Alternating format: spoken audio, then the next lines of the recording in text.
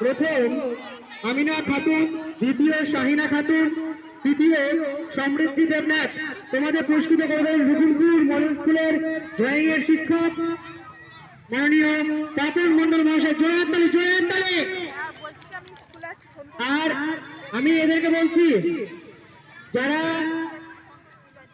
যারা যেমন খুশি তেমন সাজাতে আছে তারা ফিরে যাও, একটু করে আমি যাবো কিন্তু তোমাদেরকে দেখতে।